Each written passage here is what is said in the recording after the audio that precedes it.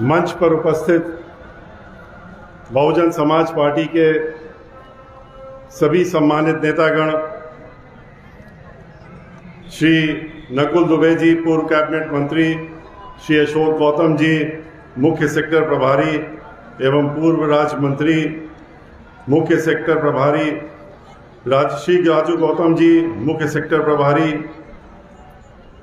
यहाँ पर मौजूद अभी आपके सामने बहुजन समाज पार्टी के जिला कौशाम्बी से हमारे दो प्रत्याशी श्री अतुल द्विवेदी जी और नीतू कनौजिया जी, जिन्होंने अभी आपके सामने बात रखी है, तथा यहाँ पर उपस्थित सभी और साथीगण, बहुजन समाज पार्टी के समर्थक, मीडिया के बंधुओं और ख़ास तौर से महिलाएं जो इतनी बड़ी संख्या में आज यहाँ पर इकट्ठा हुई हैं,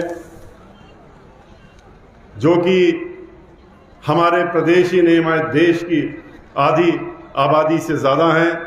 आज यहाँ पर हम लोगों का उत्साह बढ़ाने के लिए और ख़ास तौर से नीतू जी का आप हौसला बढ़ाने के लिए तो आई हैं, और इससे ये साफ जाहिर हो रहा है कि आगे आने वाला जो चुनाव है उसमें मंझनपुर से आप लोग अपना आशीर्वाद पहले से ही नीतू कनौजिया जी को दे चुके हैं और ये विधानसभा में जीत कर जाने का काम जरूर करेंगे।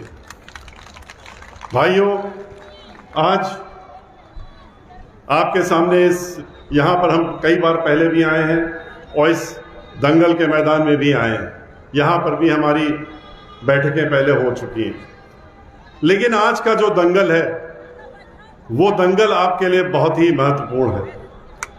वो ऐसा दंगल है जिसमें अगर आप जरा सी भी चूक गए तो आपको फिर उठने का मौका नहीं मिलेगा, लेकिन अगर इस दंगल में आपने अपनी ताकत दिखाते हुए ही, खाली ताकत दिखाते हुए नहीं, अपनी बुद्धि का इस्तेमाल करते हुए, और दंगल में जो इस्तेमाल किया जाता है आपने पटकनी देने का काम कर दिया, तो फिर दूसरे लोग उठने लायक नहीं रहेंगे, और खास तौर से वो लोग जो आपको धोखा देते आए। ऐसे लोगों को सबक सिखाना आपको मंझनपुर से, जिन्होंने पहले आपका वोट लिया, आपके समर्थन से जीते, बहुजन समाज पार्टी के झंडे के नीचे खड़े होकर के जीते, और उसके बाद जब वर्षों वर्ष जीतने के बाद अचानक से उनको लगा कि नहीं, अब हमको यहां से हट जाना चाहिए। और ऐसे लोग इनका क्या भरोसा आप कर सकते हैं, जो उस पार्टी को धोखा देंगे जिस पार्टी की वजह से उनका आज वजूद है, जिस पार्टी ने उनको बनाने का काम किया, जिस पार्टी की वजह से आज आप उनको जानते हैं, और जिस नेता ने उनको उठा करके, नीचे से उठा करके ऊपर बैठालने का काम किया, हमारी पार्टी की मुखिया और बहुजन समाज पार्टी की मुखिया, 4 बार उत्तर प्रदेश की रही मुख्यमंत्री बहन कुमारी मायावती जी ने। ऐसे लोगों को जो लोग भूल जाएं और ऐसे लोगों को लोग धोखा देने की सोचें, तो फिर जनता को कहां छोड़ने वाले हैं, जब जनता को भी धोखा देने का काम वो सबसे पहले करने का काम करेंगे। तो इसलिए उनका चेहरा पहचान के रखिए। और उनके साथ साथ में जो आज सरकार चल रही है उत्तर प्रदेश में, भारतीय जनता पार्टी की सरकार, कैसी सरकार चल रही है, किसी से छुपा है? आज कौन इस सरकार में खुश है? एक भी वर्ग, एक भी व्यक्ति, एक भी कोई भी ऐसा व्यक्ति नहीं है जो कह दे कि हम खुश हैं। आप किसी को ले लीजिए, किसानों को ले लीजिए, जो टीचर हैं उनको ले लीजिए, आप महिलाओं को ले लीजिए, आप नौजवानों को ले लीजिए, आप किसी को भी ले लीजिए, हर एक के साथ में इन्होंने धोखा देने का काम किया। किसानों से कहा कि आप हमारे साथ में आ जाइए, हम आपकी आमदनी 2 गुना कर देंगे। किसानों ने सोचा कि ये तो धर्म की बात करते हैं, ये तो कहते हैं बड़े भारी धर्मात्मा हैं, तो इनकी बात में सच्चाई होगी। उनको क्या मालूम था कि धर्म के नाम पे ये छलावा है, चेहरा तो कुछ और है, ऊपर से बातें कुछ और हैं। अंदर से दिल में कुछ और है। दिल के अंदर तो चोर बैठा है कि हमें इनको कुछ नहीं देना है, इनको धोखा देना है, लेकिन धर्म का मुखौटा बना करके और इनसे वोट लेना है, वोट लेने के बाद इनको छोड़ देना है, इनको चोट पहुंचाने का काम करना है। किस तरह से किसानों के साथ में इन्होंने किया। पहले तो उनसे 2 गुना की बात कही, आमदनी तो 0 कर दी, आमदनी तो 0 पे पहुंचा दी। किसानों की जमीन हड़पने के लिए नीयत खराब हो गई। नीयत खराब होकर के उनके जो चुनिंदा 2-4 उनके बड़े बड़े उद्योगपति हैं, उन्होंने कहा कि हमको अब जमीनों पर कब्जा चाहिए और किसानों की जमीन पर कब्जा चाहिए। तो उन्होंने कहा ठीक है, ले लो भाई, हजारों करोड़ रुपए का चंदा आ जाता है, सबको मालूम है इन उद्योगपतियों से, और उसके एवज में जमीन देने का वादा कर दिया और 3-3 काले कानून लाने का काम किया। ऐसे कानून जिसमें कि जमीन किसान की हमेशा हमेशा के लिए उसके पास से चली जाती। किसानों ने आंदोलन किया। किसान जब समझ गए कि हमारे साथ धोखा हो रहा है, ये उनमें से नहीं है जो वादा करते हैं पूरा करते हैं, ये बहन मायावती जी नहीं है जिन्होंने कहा कि हम किसानों की देखभाल करेंगे, तो उन्होंने 2 गुना आमदनी बढ़ाने के लिए उन्होंने किसानों का जो मूल्य था मिलता था, गन्ने का मूल्य मिलता था, उसको 125 रुपए से 250 पहुंचाने का काम कर दिया, 2 गुना कर दिया। इन्होंने तो 25 रुपए बढ़ाए हैं 5 साल में, चुनाव आ गया इसलिए 5 रुपए सालाना। और जमीन में कब्जा करने के लिए जब नीयत खराब इनकी सामने आ गई किसानों के, वो आंदोलन पे आए। आंदोलन जब उन्होंने करना शुरू किया तो सबने, पूरे देश ने देखा। हम लोग उनके साथ में थे, बहुजन समाज पार्टी कंधे से कंधा मिला करके उनके साथ में आंदोलन में शामिल थे। हम लोग संसद के अंदर भी आंदोलन कर रहे थे, संसद के बाहर भी कर रहे थे। लेकिन इनसे कह रहे थे कि ये कानून क्यों नहीं वापस लेते हो, कानून को क्यों थोप रहे हो। जोर जबरदस्ती संसद के अंदर कानून पास करा करके थोपने का काम किया। किसान कहता है कि किसान ये कानून हमारे खिलाफ है, वो कहते हैं नहीं नहीं, कानून आपके फेवर में, आपके पक्ष में, इसको तो आपको लेना पड़ेगा। जिसको लेना है, जिसको आप दे रहे हैं, वो कह रहा है कि हमारे पक्ष में नहीं है, हमारे खिलाफ है। आप कहते हैं कि नहीं नहीं, हम कह रहे हैं कि आपके पक्ष में, इसलिए इसको मान लीजिए। 14 महीने किसान जो है आंदोलन में रहे। 1-2 नहीं, 700 किसान मर गए इस आंदोलन के अंदर। 700 किसानों की मृत्यु हुई है इस आंदोलन में।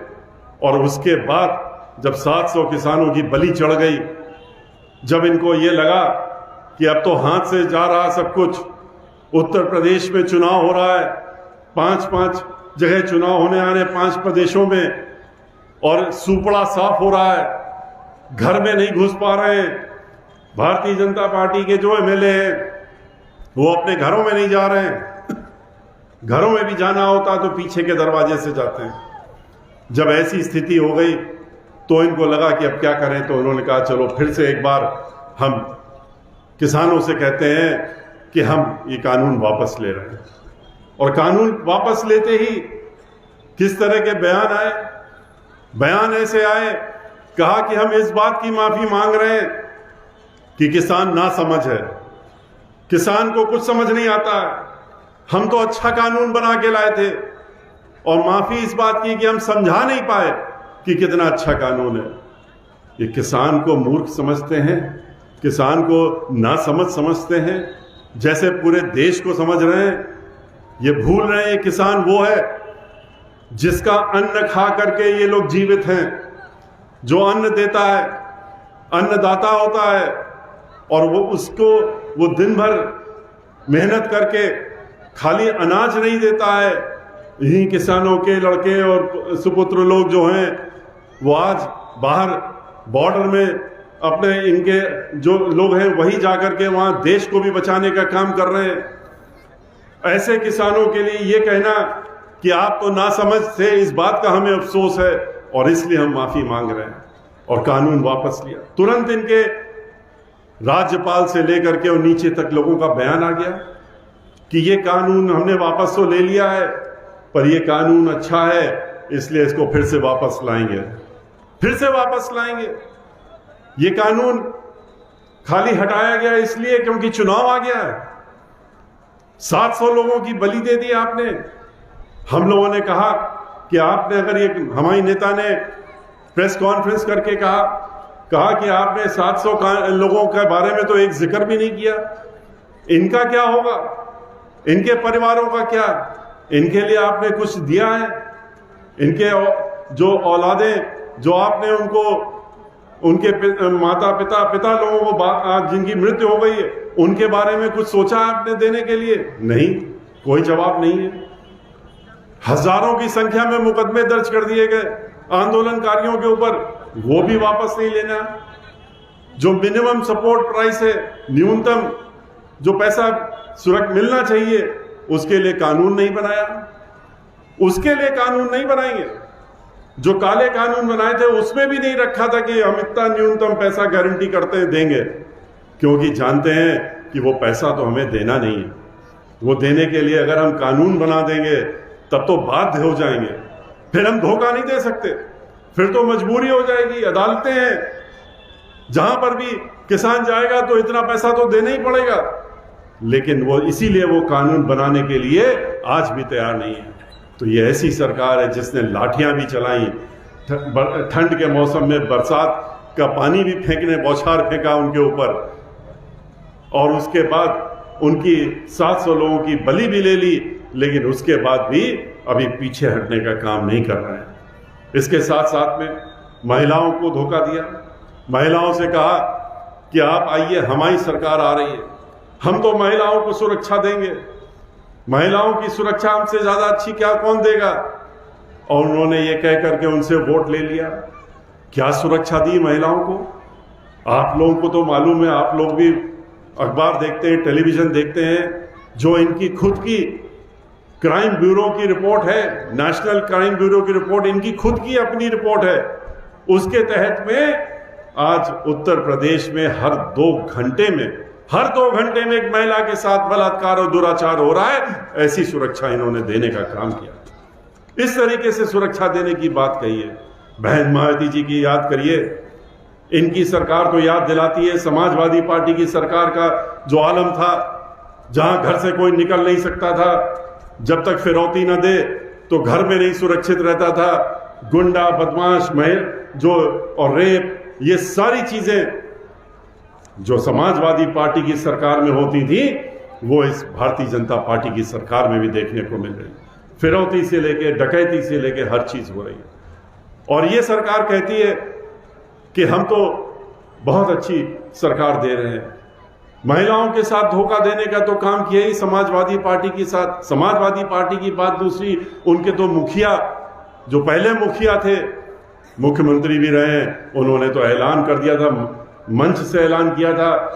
जब बलात्कार के बारे में पूछा गया कि ये क्या हो रहा है आपके सरकार में, उन्होंने कहा ये तो आम बात है और ये नौजवान लड़कों हैं, तो ऐसी बात। तो जो इस तरह की सोच रखता हो, जो इस तरह की पार्टी हो, उसी की नकल करने का काम आज भारतीय जनता पार्टी कर रही है। इसीलिए हम लोग कहते हैं कि भारतीय जनता पार्टी और समाजवादी पार्टी एक ही सिक्के के 2 पहलू हैं, इनमें कोई फर्क नहीं है। एक ही इन्होंने सरकारें भी मिलकर बनाई है। 2003 की सरकार भारतीय जनता पार्टी ने बनवाई थी, समाजवादी पार्टी की सरकार, ये सबको मालूम है। जब 37 MLA बहुजन समाज पार्टी के, भारतीय जनता पार्टी के जो उस समय तत्कालीन विधानसभा के अध्यक्ष थे, उन्होंने एक आदेश देकर के उनका विलय करा दिया था समाजवादी पार्टी में, क्योंकि भारतीय जनता पार्टी और कांग्रेस पार्टी, उन्होंने मिलकर के उनको समर्थन दिया था और समर्थन देने के बाद सरकार बनाने का काम किया था। और ये लोग इसीलिए आपस में मिलकर के ही बात करते हैं। आजकल भी जो आप देख रहे हैं, कहीं दंगे की बात हो रही है, कहीं फसाद की बात हो रही है, ध्रुवीकरण की बात हो रही है, तो ये लोग पहले से तय कर लेते हैं कि कैसे करें जैसे कि हम लोग समाज को आपस में लड़ा सकें। बहन मायावती जी की याद करिए, रात के 12 बजे भी अगर किसी महिला को घर से निकलने की जरूरत पड़ती थी किसी बेटी को निकलने की जरूरत पड़ती थी, वो सोचती विचारती नहीं थी और घर से निकल जाती थी, क्योंकि जानती थी कि हम सुरक्षित रहेंगे, क्योंकि इस प्रदेश की मुखिया बहन मायावती जी हैं और किसी की हिम्मत नहीं कि हमारी तरफ गलत निगाह उठा के देखें। आज बेरोजगारी का आलम क्या है? बेरोजगारी का आलम यह है कि पूरे 70 वर्षों में 75 वर्षों में आज सबसे ज्यादा बेरोजगारी है। नौजवान, पढ़ा लिखा नौजवान बेरोजगार होकर घूम रहा है, उसको नौकरी नहीं मिल रही है। इन्होंने कहा कि हम 2 करोड़ नौकरी देने का काम करेंगे, हर साल देने का काम करेंगे। नौकरी तो नहीं दी, हर साल इन्होंने नौकरी लेने का काम जरूर किया है।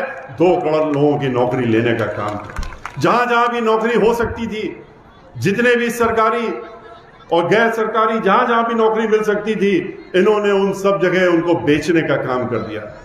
जितने भी उपक्रम हैं, सरकारी उपक्रम, उनको बेच करके और उनमें जहां सरकारी नौकरियां मिलती थी वहां प्राइवेट हाथों में बेचने का काम कर दिया, जिससे नौकरी समाप्त हो जाए।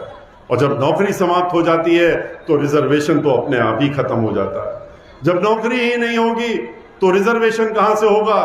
ये वो सरकार है जिसने टीचरों को बेरोजगार कर दिया, उनको उनका भत्ता देना बंद कर दिया, उन्होंने उनसे वोट तो ले लिया।